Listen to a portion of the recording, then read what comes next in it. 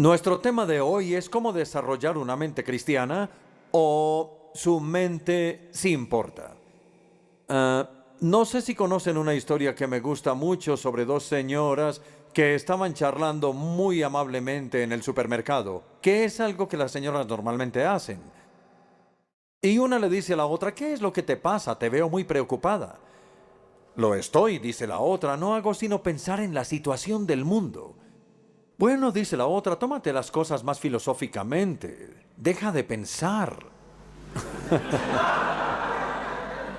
Bueno, creo que ustedes están de acuerdo conmigo en que esta es una idea agradable.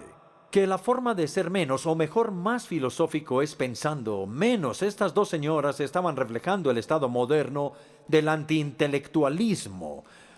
Uno podría decir que el mundo moderno ha dado a luz a las gemelas que se llaman falta de reflexión y falta de sentido.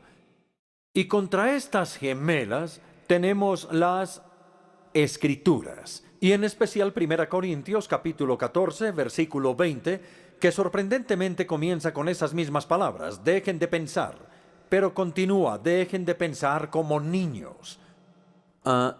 Y Pablo distingue dos esferas diferentes y dice que en cuanto al mal uno debe ser tan inocente y tan ignorante como lo es un niño.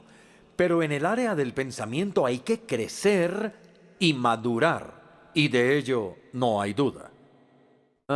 Pero obviamente la pregunta que está en nuestra cabeza es ¿por qué? ¿Por qué debemos usar nuestras mentes?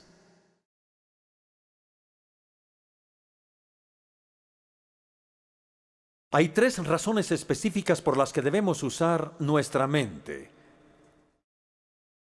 A. Un uso apropiado de nuestra mente glorifica a nuestro Creador. Reconoce que nuestro Creador es un Dios racional, que nos ha hecho seres racionales a su imagen y semejanza, y nos ha dado tanto en la naturaleza como en la Escritura una doble revelación racional de sí mismo. De modo que aceptamos la declaración de Sir Francis Bacon en el siglo XVII y que Darwin alguna vez puso en la hoja de guarda del origen de las especies. Él dijo que Dios ha escrito dos libros y no uno. El libro de sus obras, que llamamos naturaleza, y el libro de sus palabras, que llamamos escritura. En el primero, la naturaleza, Dios ha revelado su gloria. Los cielos declaran la gloria de Dios y toda la tierra está llena de su gloria. Y podemos ver su gloria en el libro de sus obras. En el segundo, la Escritura no ha revelado su gloria, sino su gracia, el camino de la salvación a través de Jesucristo. Entonces hay un paralelo interesante entre la ciencia y la teología. La ciencia es un intento de los seres humanos por entender y sistematizar lo que Dios ha revelado en la naturaleza. La teología es un intento por entender y sistematizar lo que Dios ha revelado en la Escritura.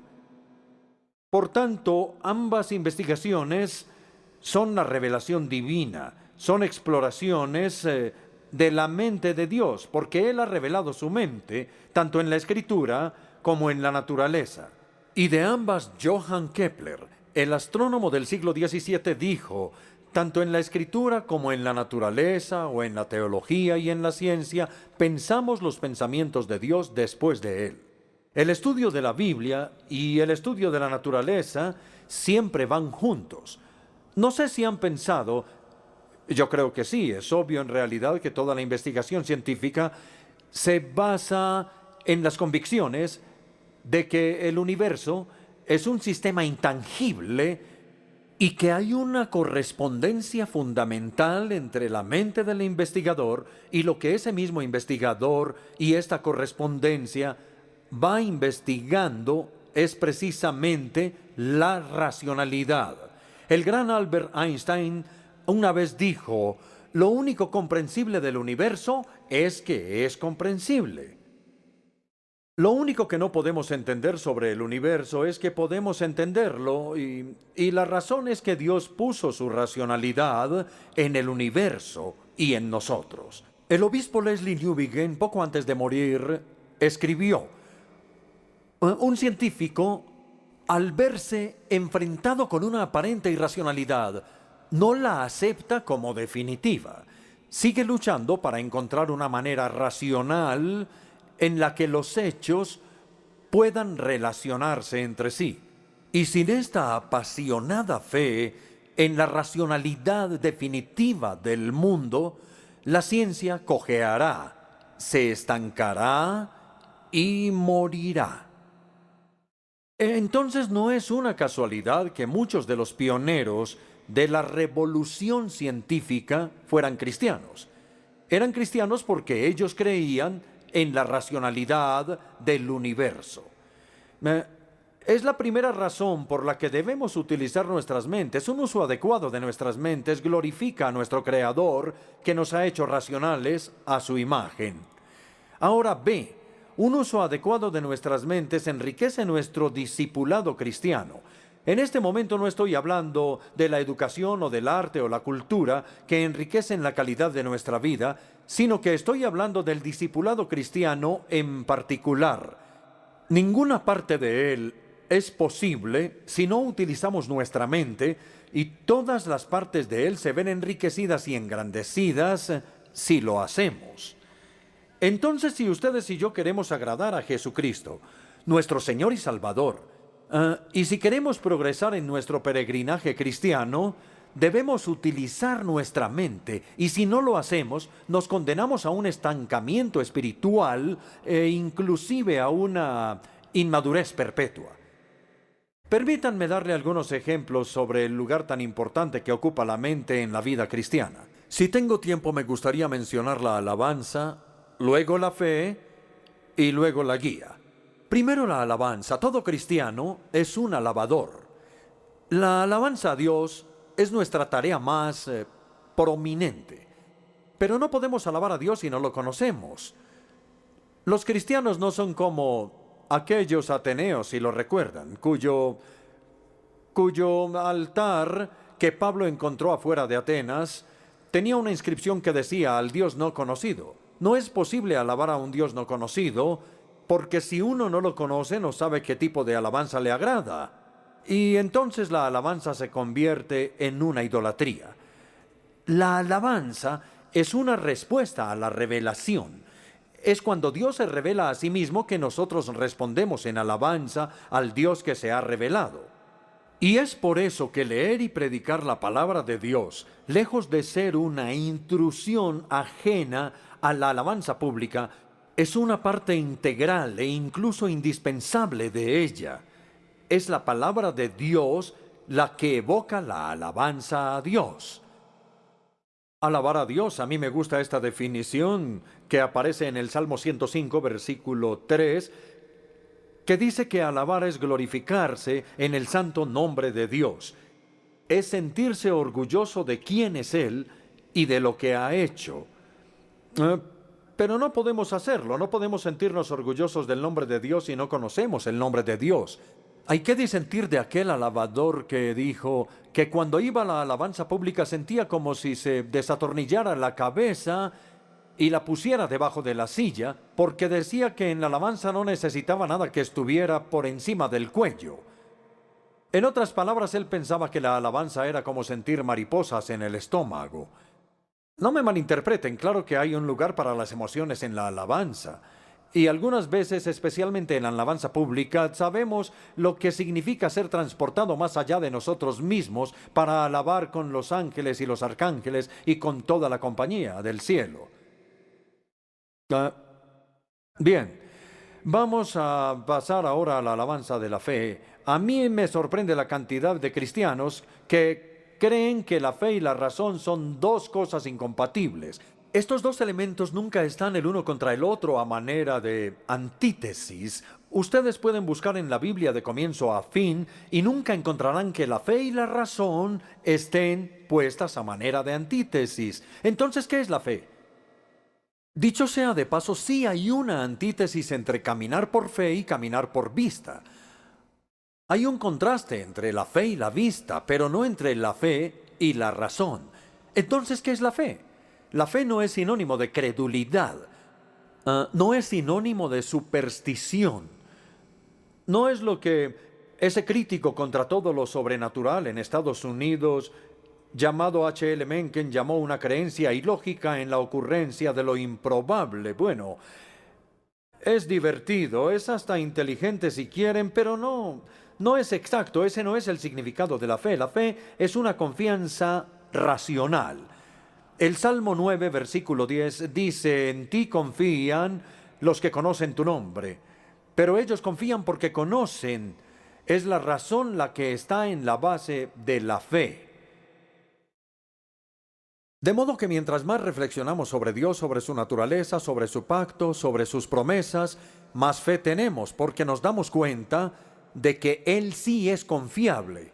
Confiamos en Él porque es confiable.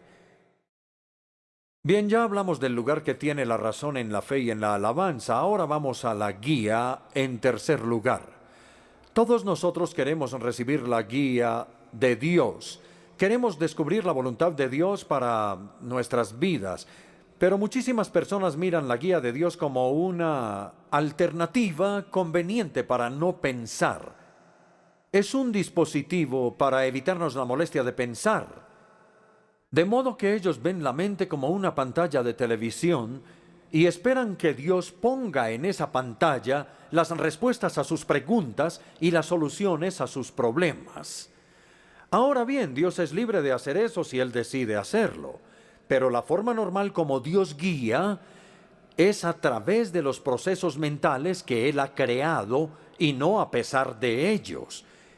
El Salmo 32, versículos 8 y 9, creo que es maravilloso ejemplo del equilibrio de la Biblia. El versículo 8 contiene una promesa triple que hace Dios. Yo te instruiré. Yo te mostraré el camino que debes seguir.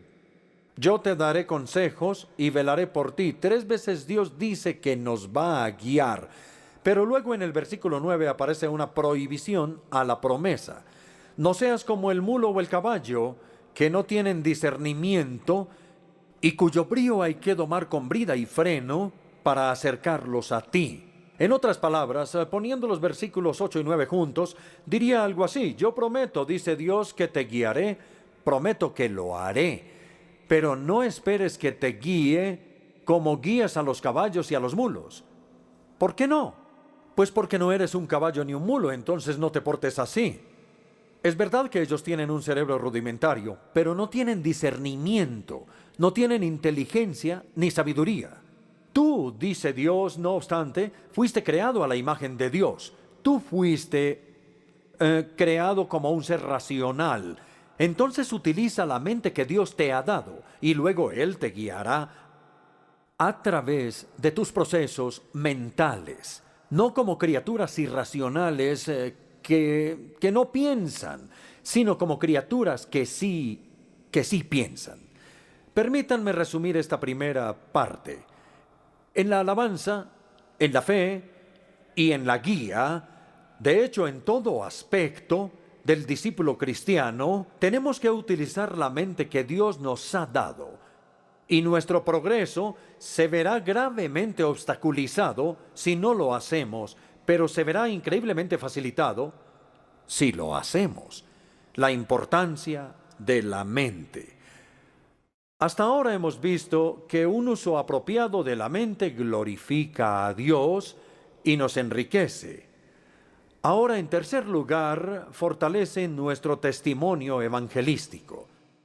Yo creo que una de las razones principales por las que las personas dudan en aceptar el Evangelio hoy en día no es porque lo perciban como algo falso, sino porque lo perciben como algo trivial. Ahora bien, por supuesto, está bien simplificar el Evangelio y sería muy tonto complicarlo. Pero está mal trivializarlo porque sucede que las personas creen que no es lo suficientemente importante para el mundo complicado en el que vivimos. Los apóstoles de Jesús cometieron ese error en su evangelismo. Por el contrario, ellos no temían utilizar sus mentes ni desarrollar argumentos en la evangelización. En su ministerio, la apologética y el evangelismo iban de la mano. Entonces Pablo definió su ministerio en 5 palabras. En 2 Corintios 5:11 tratamos de persuadir a todos. Pero uno no puede persuadir a las personas si no desarrolla argumentos. Persuadir es utilizar argumentos para convencer a las personas. Hay que aclarar que Pablo confiaba en el Espíritu Santo y solo el Espíritu Santo puede llevar a la gente a tener fe en Jesús. Pero el Espíritu Santo que hace eso es un espíritu de verdad. Él nos lleva a la fe en Jesús, no a pesar de la evidencia, sino por la evidencia, cuando abre nuestra mente para entenderla. Entonces me pregunto si nosotros podríamos decir de nuestro evangelismo lo que Pablo le dijo al procurador Festo. No estoy loco, excelentísimo Festo. Lo que digo es cierto y sensato. Tenemos que poder decir lo mismo de nuestro evangelismo. El mejor ejemplo, en mi opinión, se dio en Éfeso, la capital de la provincia romana de Asia. Leemos sobre esto en Hechos 19. Primero, el apóstol proclamó a Cristo en la sinagoga, pero cuando fue expulsado de ella, alquiló una segunda sala de conferencias, conocida como la Escuela de Tirano. Y se nos cuenta que por 2 años, todos los días, desde la hora 5 hasta la hora 10, eso dicen algunos manuscritos, eso sería desde las 11 de la mañana hasta las 4 de la tarde, cuando la mayoría de los efesios hacían la siesta. Durante ese periodo, Pablo hablaba del Evangelio. Bien, una conferencia diaria de 5 horas, 6 días a la semana, durante 2 años. Eso da un total de 3.120 horas de argumentar el Evangelio. Y no me sorprende que Lucas diga en el siguiente versículo que toda Asia escuchó la palabra del Señor. Como ven, todo el mundo venía a Éfeso durante alguna época del año, quizá como diríamos actualmente, a hacer las compras de Navidad, o para visitar la famosa biblioteca, o para ir al templo de Diana. Había muchas razones para ir a Éfeso y mientras estaban allá, tenían la oportunidad de escuchar una conferencia cristiana de Pablo. Él daba 5 horas de conferencia todos los días, no solo la horita que me dan a mí esta noche, ¿verdad?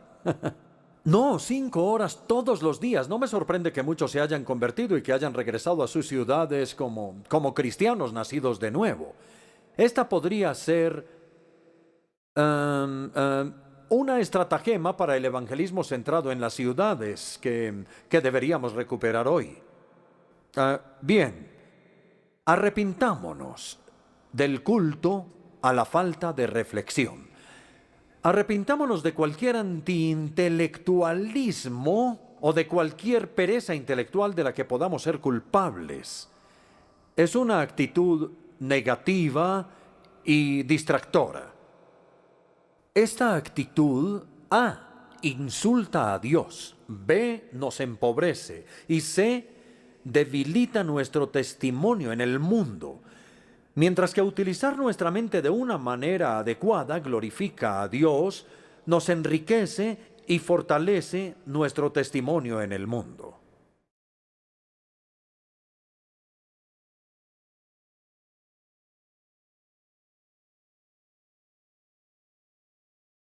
Ahora pasamos de la importancia de nuestra mente en términos generales al desarrollo de una mente cristiana en particular. ¿Qué es una mente cristiana? Bien, gracias por preguntar. Bueno, voy a empezar aclarando lo que no es una mente cristiana. Una mente cristiana no es una mente que piense en temas específicamente cristianos o específicamente religiosos. No es una mente que piensa incluso los temas más seculares de una manera cristiana, desde una perspectiva cristiana. Nuevamente, una mente cristiana no es una mente que está preocupada por iglesias, capillas o himnos y libros de oración, y Biblias y obispos y otros objetos religiosos. La mente religiosa es una mente que busca la voluntad de Dios en relación con todo, con nuestro hogar y nuestro trabajo, con nuestra comunidad de ciudadanía, con la política y la economía, con la desigualdad económica del norte y el sur, con el empleo, con el ambiente, con los derechos humanos y bueno, así podría continuar. Cuando la mente reflexiona en todos estos temas seculares, es una mente cristiana.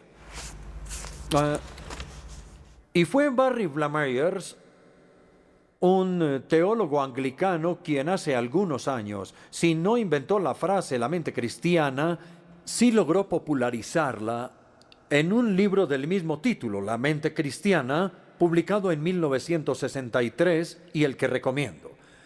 Una de las mejores maneras de entender cómo funciona la mente cristiana es verla funcionar dentro del marco de la historia bíblica. La Biblia ve la historia no tanto en términos del levantamiento y la caída de dinastías, de imperios y civilizaciones, como lo hacen los libros de historia seculares, sino más bien en términos de los 4 grandes eventos de la historia, pasados, presentes y futuros, y las 4 épocas que introducen. Es decir, 1, la creación; 2, la caída; 3, la redención; y 4, la consumación. Cuando Cristo regrese, vamos a mirarlos. A, la creación. Algo fundamental para la mente cristiana es la convicción de que Dios hizo todo de la nada. Así es, Dios hizo el todo de la nada. Es decir, cuando Él empezó el proceso creativo, nada existía aparte de Él. Solo Dios es eterno. Además, sin importar cuál fue el molde de la creación, todavía se puede debatir mucho sobre eso. El clímax del proceso creativo fueron el hombre y la mujer creados a la imagen de Dios. Al ser humano se le dio la mayordomía sobre el ambiente, se le dotó con facultades racionales, morales, sociales y espirituales que lo distinguen de los animales, y sobre todo fue creado para tener relaciones, fue creado para el amor.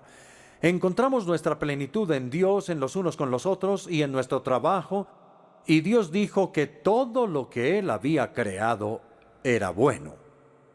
Punto.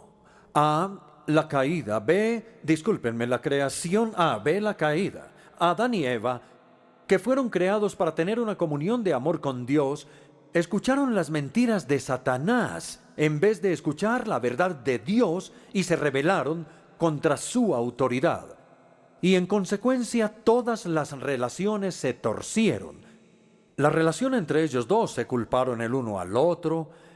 La relación con la buena tierra, que fue maldecida por ellos mismos. Y la relación sobre todo con Dios, quien los expulsó del jardín del Edén. Entonces la tragedia suprema de la condición humana actual es que los seres humanos creados por Dios, a semejanza de Dios y para Dios, no debieron haber intentado vivir sus vidas sin Dios. Y todo nuestro sentido de alienación, desorientación y de soledad se debe a esta ruptura de nuestras relaciones por causa del pecado. Y ahora pasamos de la creación y la caída al punto C, la redención. Dios habría podido de una manera justa sencillamente abandonar o destruir a la raza humana, pero en vez de eso, y con el gran amor con que nos amó, planeó nuestra redención. Prometió que la simiente de la mujer aplastaría la simiente de la serpiente. Él llamó a Abraham y le prometió que a través de su descendencia todas las familias de la tierra serían bendecidas. Y en el Antiguo Testamento es donde se dan esas tremendas promesas fundamentales, tremendas, fundamentales. En la plenitud de los tiempos, Cristo vino. La simiente de la mujer, la simiente de Abraham, la simiente de David. Él vivió una vida perfecta de amor. No cometió ningún pecado porque tuviera que hacerse una expiación. Pero en la cruz llevó nuestro pecado y murió nuestra muerte. Luego Dios lo levantó y lo exaltó para vindicar su obra redentora. Y desde entonces, amigos, ha sido posible para los seres humanos como nosotros experimentar un nuevo nacimiento, una nueva creación. porque si alguno está en Cristo, es una nueva creación. Lo que nos lleva al punto D, la creación, la caída, la redención y la consumación, o si lo prefieren, la perfección al final. El reino de Dios ya ha irrumpido en la historia de la humanidad, pero todavía no ha venido en su totalidad. Hasta ahora, ustedes y yo solamente hemos probado los poderes de la era venidera, pero la celebración sigue en el futuro. Jesucristo va a volver con gran poder, en gloria y en magnificencia, para crear un nuevo cielo y una nueva tierra, y consumar todas las cosas. Mientras tanto, estamos viviendo en tiempos intermedios, entre el tiempo del reino que ya vino y el reino que va a venir, entre el reino inaugurado y el reino consumado, entre el ya es, lo que Dios ha hecho a través de Cristo en su primera venida, y el no todavía, mientras esperamos su segunda venida. Entonces, para resumir hasta ahora, esto es lo que se puede llamar la metanarrativa cristiana. Y se puede llamar metanarrativa porque su marco, que el mismo Dios nos ha dado, cubre toda la historia.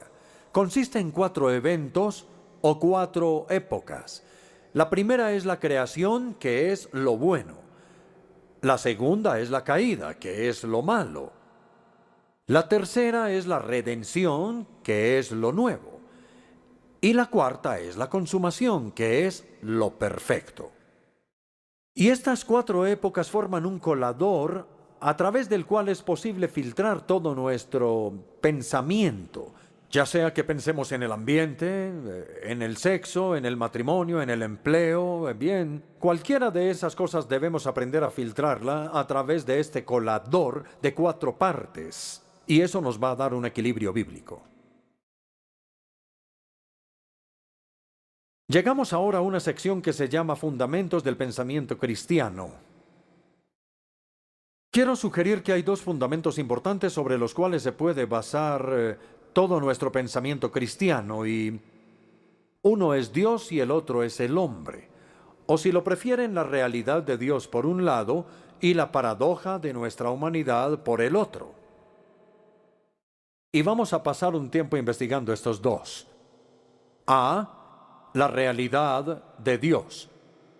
La mente cristiana reconoce a Dios como la realidad suprema y última más allá y detrás de todos los fenómenos. El hecho de que la Biblia esté centrada en Dios, el hecho de que reconozca que Dios es el Creador, Sustentador, Señor, Salvador, Padre y Juez, el hecho de que la Biblia esté centrada en Dios es algo básico para la mente cristiana. La mente cristiana es una mente piadosa, es una mente centrada en Dios. De hecho, la perspectiva bíblica de la bondad es principalmente la piedad. La mente cristiana nunca podría llamar bueno a alguien que ama a su prójimo pero que no ama a Dios. El amor a Dios es el primer y supremo mandamiento, por eso la mente cristiana es una mente piadosa. Después de haber aclarado esto, debemos extraer 2 corolarios. El primero es el significado de la sabiduría y el segundo es la prominencia de la humildad. Primero, el significado de la sabiduría. A todos nos gusta que la gente piense que somos sabios. Si yo me acercara a ustedes esta noche después de la conferencia y les dijera que ustedes son personas muy sabias, creo que ustedes se sentirían halagados y no insultados, ¿verdad? La sabiduría es un tema prominente de la Biblia. Además de la ley y los profetas, en el Antiguo Testamento hay una sección llamada literatura de sabiduría. Hay 5 libros de sabiduría: Job, Salmos, Proverbios, Eclesiastés y Cantar de los Cantares. Es posible que conozcan los versos burlescos que dicen que el rey David y el rey Salomón vivieron muchas vidas, con muchas concubinas y muchas esposas, pero que cuando les llegó la vejez, con muchas náuseas, el rey Salomón escribió los Proverbios y el rey David escribió los Salmos. Bueno, no creo que eso sea muy exacto, pero es divertido. Entonces los libros de sabiduría tratan de lo que usted y yo llamamos el significado. ¿Qué significa ser un ser humano?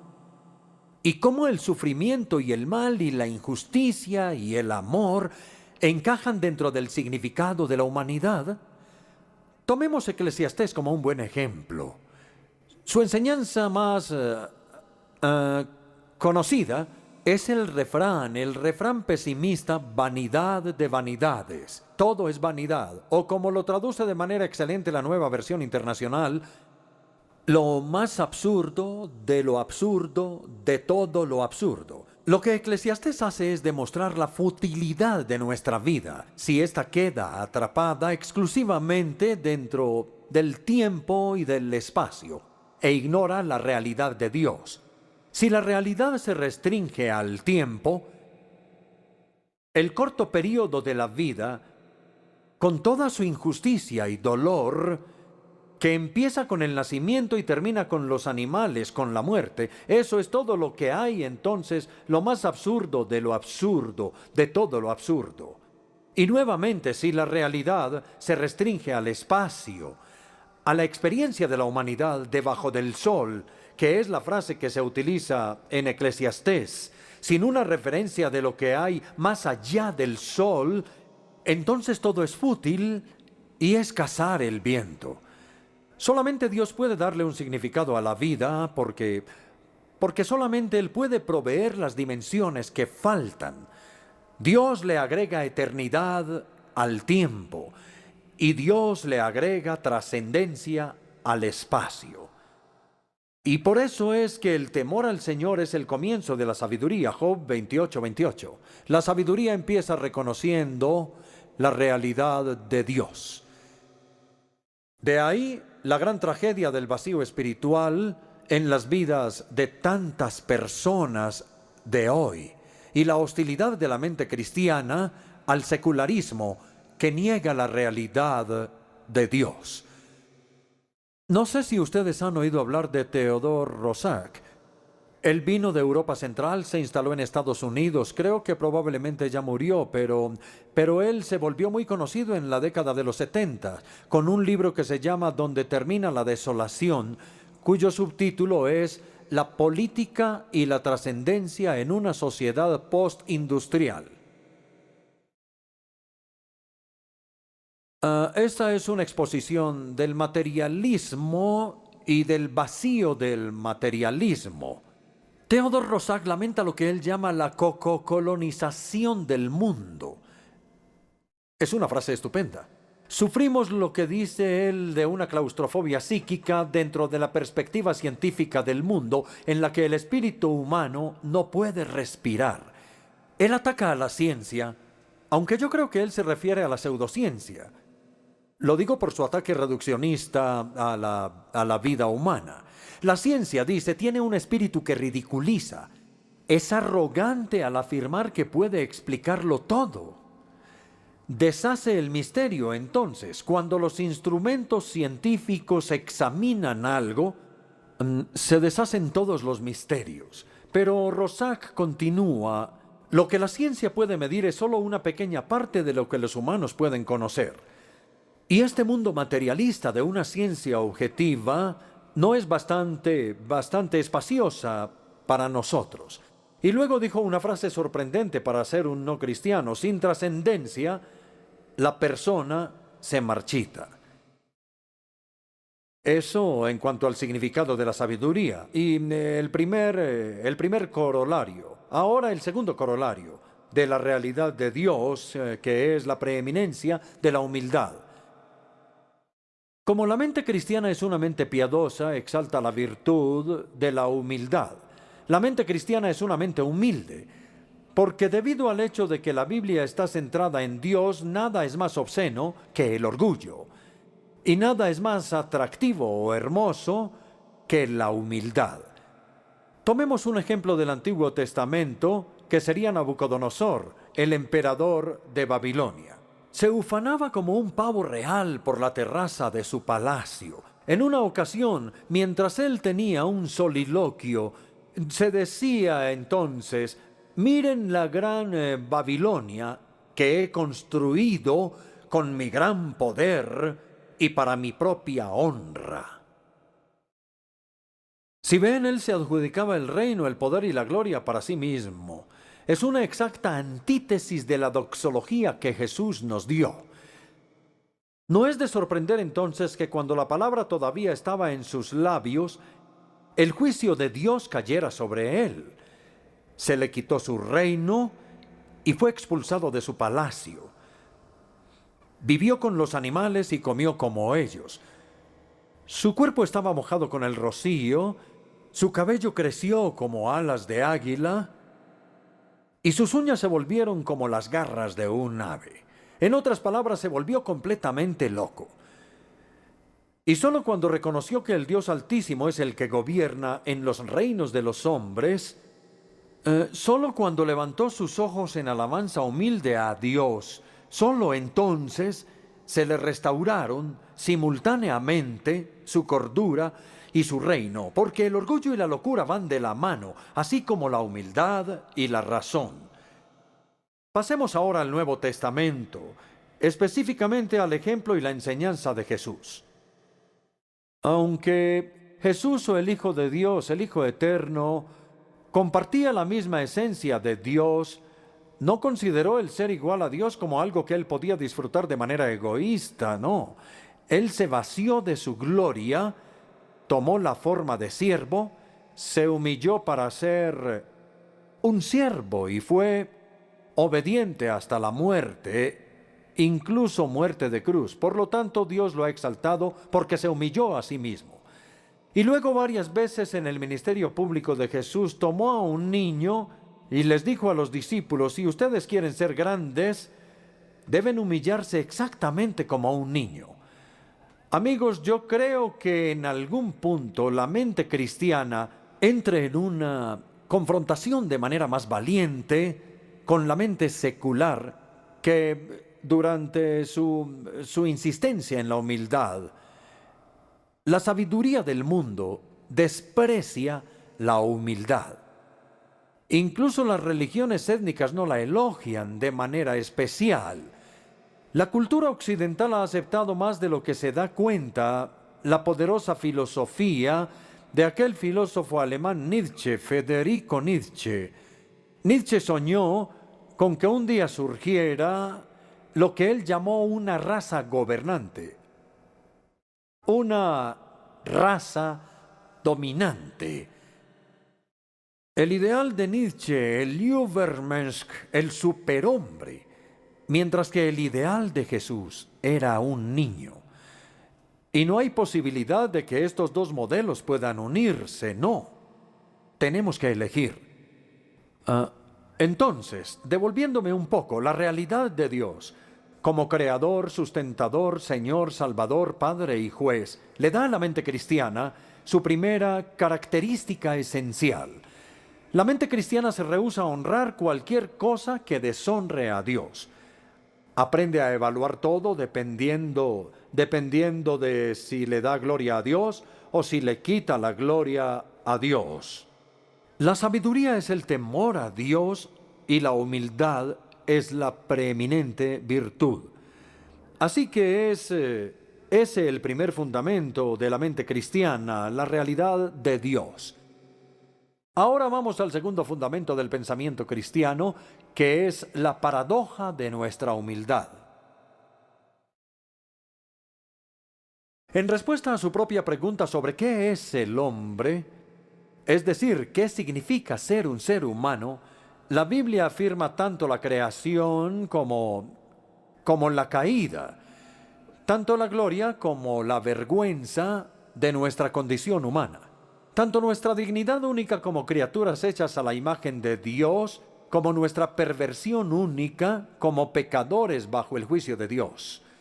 Por tanto, la crítica cristiana de la filosofía o ideología moderna es que o es muy inocente en su optimismo o muy negativa en su pesimismo sobre la condición humana.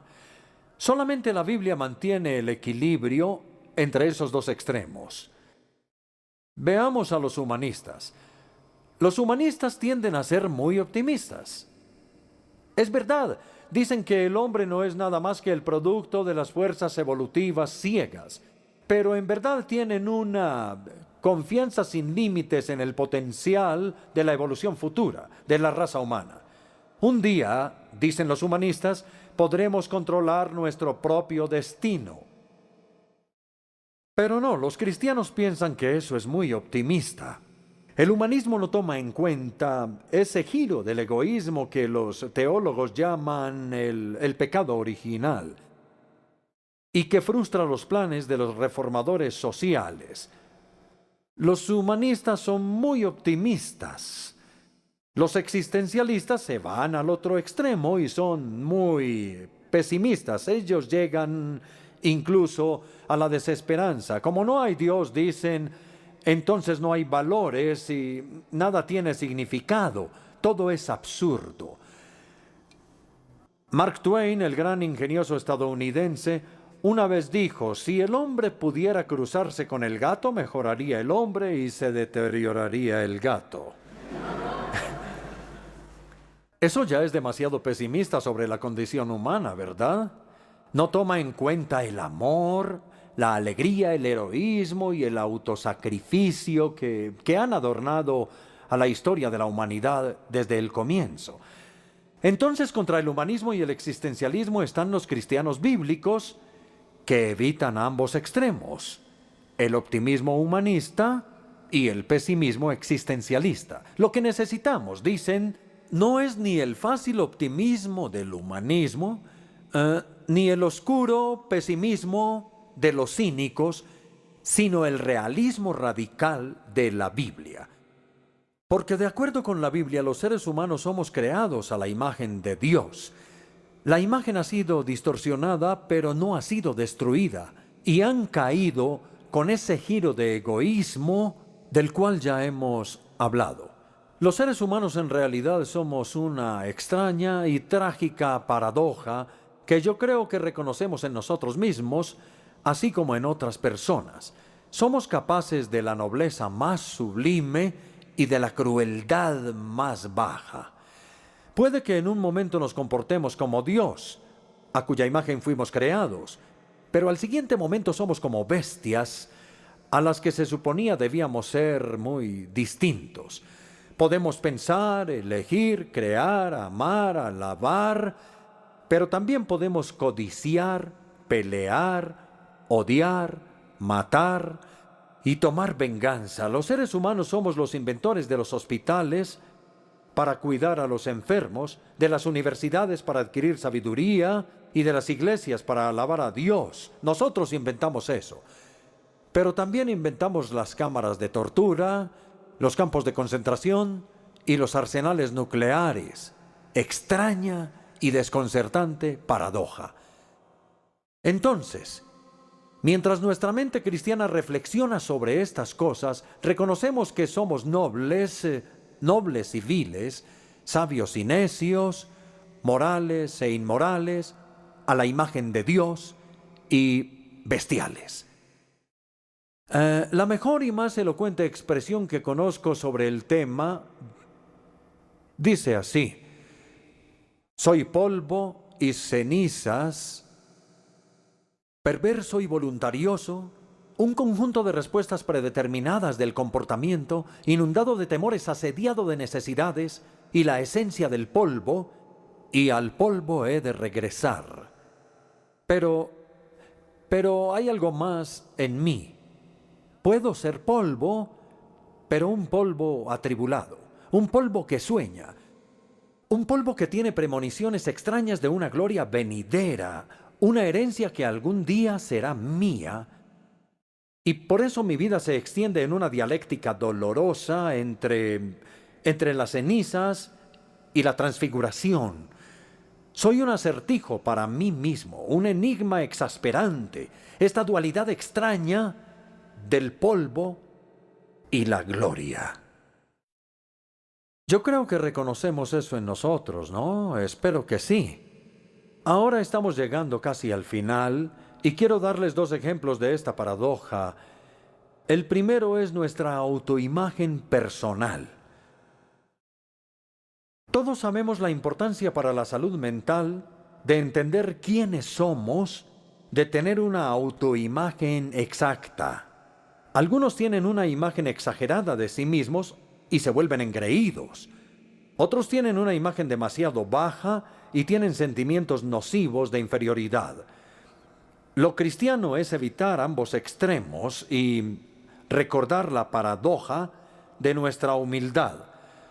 Reconocer que somos el producto de la creación a imagen de Dios y de la caída con su consecuente pecado.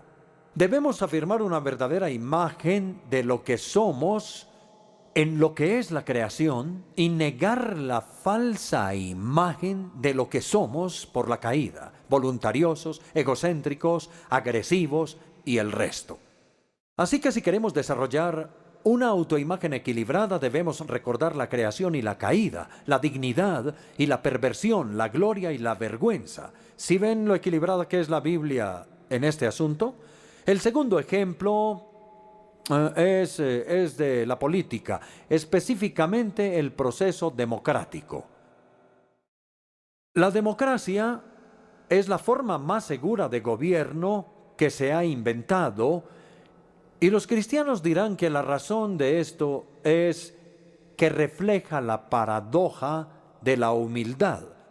Por un lado, la democracia toma la creación en serio, nuestra dignidad. Se rehúsa a gobernar sin nuestra autorización, nos da una parte en el proceso de la toma de decisiones, nos trata como adultos responsables porque reconoce nuestra dignidad como seres humanos. Pero por otro lado también se toma en serio la caída, la perversión, que somos pecadores bajo el juicio de Dios. Se rehúsa a concentrar el poder en las manos de unos pocos porque sabe que eso no es seguro y descentraliza el poder. La esencia de la democracia es descentralizar el poder, y descentralizar el poder protege a los gobernantes contra su propia locura. Voy a citar a Reinhold Niebuhr, teólogo ético de Nueva York, que dijo hace unos años: la capacidad del hombre para hacer justicia es lo que hace posible la democracia.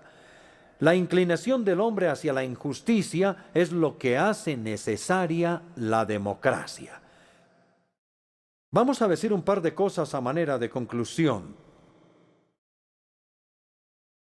A. ¿Cómo debemos desarrollar una mente cristiana? Puede ser que estemos convencidos, si es que no lo estábamos ya, de que necesitamos tener una mente cristiana.